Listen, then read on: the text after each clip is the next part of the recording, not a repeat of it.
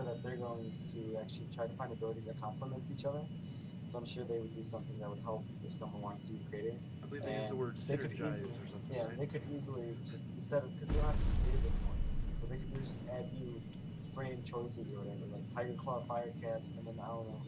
Yeah, but I think then it's not special. Waffle, that it's not special anymore, right? Because then it's a standard frame. Like, what was cool about his build was that, oh my god, he found this amazing build, like this insane thing. But I think my bigger concern is that if this isn't done right, and I hope and I suspect it will be done right because this is Red 5, you can have one frame that's just flat out better than the others, right? Because at the end of the day, as long as we're playing EDM, it's all about dealing damage and surviving, right? And what sort of happened, like, in the current meta, it's that assaults are best at dealing damage and sort of surviving because of their speed, and biotechs are best at making these assaults survive, right? Which is why we see compositions that focus so heavily on assaults and biotechs.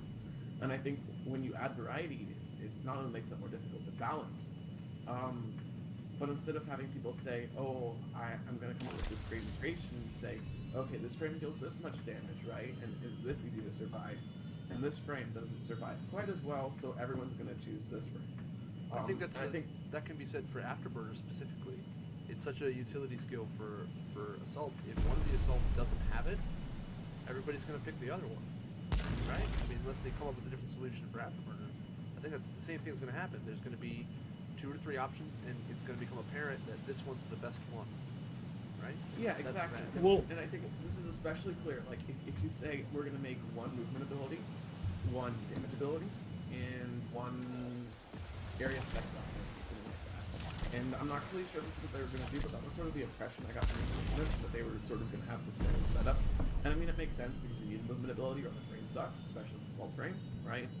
But at the same time, if one frame just has a better movement ability than the other, what are you going to do? I mean, I guess they're going to have to make each of those movement abilities different, right?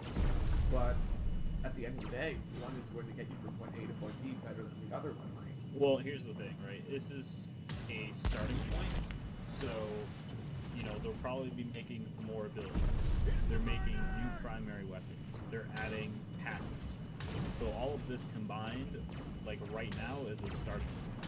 So when you talk about something like Swy's Crater build, and he has Afterburner Crater, and then maybe like Cannonball or something to stay in the air, right? That ability to customize also allows people to run Afterburner, Shockwave, Missile Shot, and one hit anybody in 1 second and kill them, right? That combo.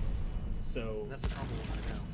Right. So when you have that, if you have a good starting point, you give classes their mobility, their utility, and their offense, or their burst damage, or whatever. Then maybe you add a few more abilities into the game. You say, you know what, this is an alternate to this, so maybe you could have a slot for that. We'll see. Well, the thing that's mentioned in chat right now is what everyone refers to as flavor of the month builds.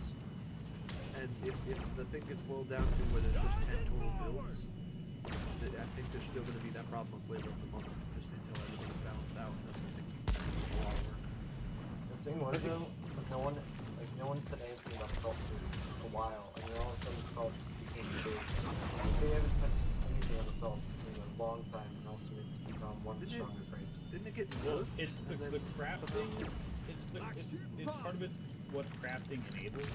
Like once X amount of assaults have X resources. Yeah, so when you have 10-second Afterburner and crafting units that weren't supposed to go as high as they are now, when you have Missile Shot that literally puts a player up in the air for 2